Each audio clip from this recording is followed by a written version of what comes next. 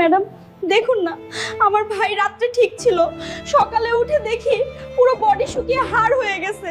বুলবুলি, তোমার ভাইয়ের অবস্থা খুব জটিল হয়ে পড়েছে, আমি একাই চিকিৎসা করতে পারবো না। ম্যাডাম আপনি কি বলছেন? আমার ভাইকে বাঁচানোর আর কোনো উপায় নেই? বোন, আমাকে বাঁচাও, আমি এই অবস্থায় থাকতে পারছি না, কিছু একটা কর বোন। ভাই তুই ভয় পাবি না, তার আগে বল রাতে কি খেয়ে ঘুমিয়েছিলি? বোন, এই সেই চিপসের প্যাকেট যেটা কাল রাতে রাস্তায় পেয়েছিলাম, এটা খেয়ে ঘুমানোর পরেই আমার এই অবস্থা। এবার এই চিপস ফ্যাক্টরিতে গিয়ে বের করতে হবে আসল রহস্য।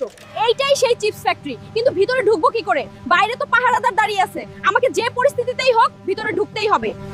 শুনো সবাই, আজকের মধ্যেই এই বোতলের তরল সব চিপসের প্যাকেটে মিশিয়ে পুরো গ্রামে ছড়িয়ে দেবে। তারপর সেই রোগের ওষুধ বানিয়ে আমরা কোটিপতি হয়ে যাব। ও তাহলে তুই সেই বদমাশ যে আমার ভাইয়ের এই অবস্থা করছিস? শিগগিরই বলে দে, আমার ভাইরা ঠিক করবো কি করে, না হলে এই ফ্যাক্টরিতেই তোদের খেলা শেষ করে দিব। কি রে, কোন জায়গার ডন রে? তুই নিজেই এসছিস হুইল চেয়ারে বসে, তার উপর গরম দেখাস। সময় থাকতে বের হয়ে যা, না হলে খবর ভালো হবে না। এক আমার ভাইয়ের অবস্থা